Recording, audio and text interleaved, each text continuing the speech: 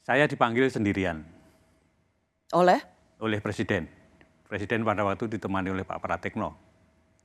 Jadi saya heran, biasanya yang memanggil itu berlima, ini kok sendirian. Dan dipanggilnya juga bukan lewat ruang wartawan, tapi lewat masjid kecil itu. Jadi dijemput dari sana. Nah itu di sana, begitu saya masuk, Presiden sudah marah.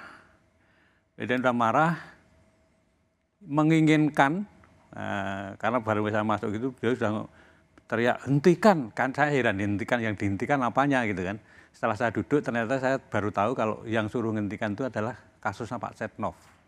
Ketua DPR waktu itu? Ya, Ketua DPR pada waktu itu mempunyai kasus IKTP, supaya tidak diteruskan.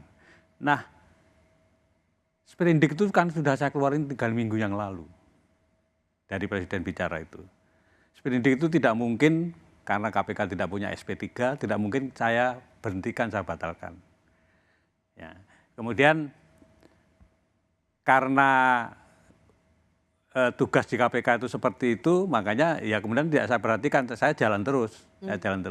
Tapi akhirnya kan dilakukan revisi undang-undang, nanti kan intinya revisi undang-undang itu kan SP3 menjadi ada, kemudian di bawah Presiden, karena apa pada waktu itu mungkin Presiden merasa bahwa ini Ketua KPK diperintah Presiden kok nggak mau, apa mungkin begitu kemudian Itu gelagat awalnya ya? Ya. Jadi ini sebuah kesaksian ya, dan fakta yang Pak Agus alami bahwa Bapak dipanggil oleh Presiden untuk menghentikan kasus IKTP yang mentersangkakan Setia Novanto waktu itu menjadi Ketua DPR. Ya. Bapak bersaksi itu ya? Saya bersaksi. Saya bersaksi dan itu memang terjadi yang sesungguhnya saya alami sendiri. Saya awalnya tidak cerita kepada komisioner yang lain, tapi setelah beberapa lama itu kemudian saya cerita. Dan terkait dengan pernyataan Bapak Agus Raharjo yang disampaikan di sebuah media, saya ingin menyampaikan beberapa hal. Yang pertama, setelah dicek tidak ada pertemuan yang disebut-sebut dalam agenda Presiden. Yang kedua, kalau kita lihat kenyataannya proses hukum terhadap Bapak Setia Novanto berjalan seperti yang kita ketahui bersama, jalan pada tahun 2017, berjalan dengan baik gitu, dan sudah ada putusan pengadilan yang berkekuatan hukum tetap pada saat itu. Dan kalau teman-teman cek pernyataan resmi dari Bapak Presiden tanggal 17 November 2017, Bapak Presiden menegaskan agar Bapak Setia Novanto mengikuti proses hukum yang ada di KPK, dan Bapak Presiden yakin bahwa proses hukum itu akan berjalan dengan baik ya. Dan yang terakhir saya ingin sampaikan juga bahwa revisi Undang-Undang KPK itu adalah inisiatif DPR pada tahun 2019 dan bukan inisiatif dari pemerintah. Sekira itu saja yang ingin saya sampaikan terkait dengan pernyataan Bapak Agus Raharjo ya. Jadi nggak tahu kan itu tidak ada di dalam agenda resmi Presiden, tapi biasanya kan ada agenda-agenda di luar agenda resmi yang di-share ke media. Itu sudah di cross check juga, tidak ya, ada pertemuan sama sekali. Informasi yang saya miliki adalah tidak ada agenda saat itu dengan Bapak Presiden. Sebutkan juga di dalam pertemuan tersebut ada Pak Pratikno. Pak Pratikno sendiri sudah sempat ngobrol-ngobrol kalau tidak ada hal tersebut, tidak ada pertemuan tersebut. Nanti bisa dicek ke Pak Pratikno karena beliau saat ini berada di Dubai ya.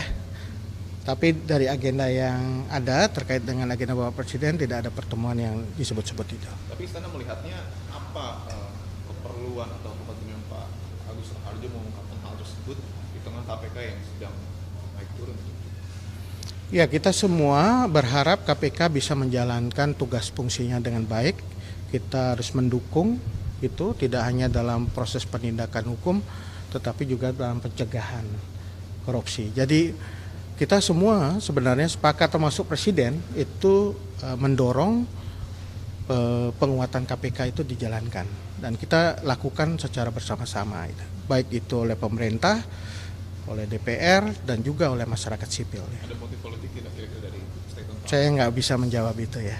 Beli ada kekhawatiran nggak misalkan ganggunya citra pemerintah atau misalkan adanya unsur sentimen negatif kepada pemerintahan ke depan akibat dari pernyataan para Agus Raharjo ini, Pak? Ya, saya kira masyarakat bisa menilai ya, bisa meng-cross check, melihat informasi itu secara baik apakah benar atau tidak gitu, dan juga melihat kenyataan-kenyataan yang ada. Sekali lagi saya sampaikan bahwa Presiden sudah secara resmi menyampaikan tanggal 17 November 2017 dan jejak digitalnya ada bahwa beliau mempertegas agar Setia Novanto mengikuti proses hukum tanggal 17 November 2017. Teman-teman bisa cek bersama.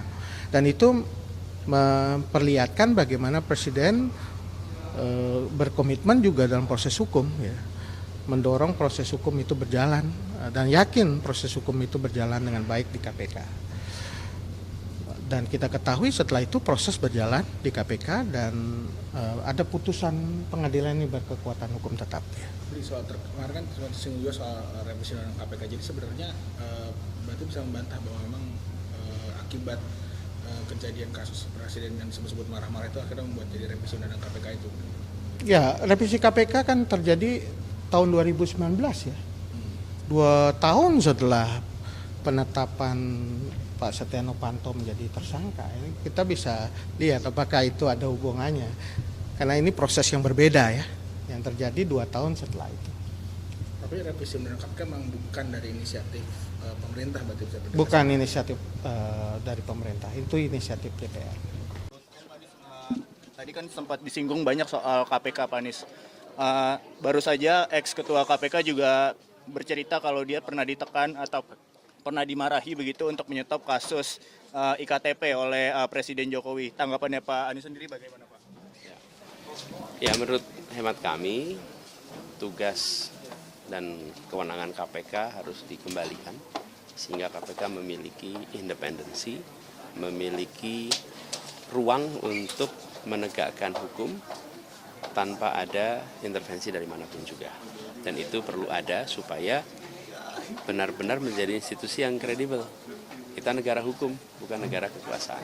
Soal Pak Agus Raharjo yang bilang kalau misalnya kasus IKTP sempat ada intervensi dari Presiden untuk minta di stop. Itu bagaimana, Prof?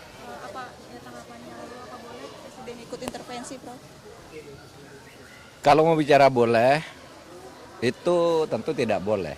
Lembaga penegak hukum itu tidak boleh diintervensi oleh siapapun. Tapi apakah itu benar atau tidak bahwa Presiden mengintervensi Pak Agus, itu Pak Agus yang tahu. Kalau kita kan ada yang tahu baru dengar sekarang juga. Dan pengakuan dia juga tidak pernah bilang ke orang lain kecuali saat ini terpaksa bilang katanya karena ditanya.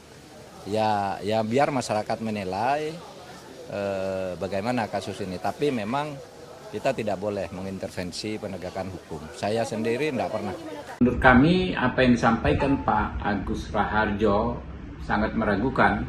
Pertama karena keterangan tersebut berdiri sendiri, ya, tidak ada keterangan saksi lain dan tidak ada alat bukti lain yang beliau sampaikan. Kedua, dari motif penyampaian informasi tersebut kami juga mempertanyakan apakah ini ada motif politis karena terjadi ya disampaikan di tahun politik. Padahal kalau waktu itu Pak Agus Raharjo benar-benar mendapatkan perlakuan tersebut, seharusnya beliau bisa menjerat orang yang mengintervensi tersebut dengan pasal perintangan penyidikan. Waktu itu kan beliau ketua KPK aktif. Kenapa tidak dilakukan saat itu, ya? Menjerat orang yang dianggap mengintervensi dengan pasal perintangan penyidikan.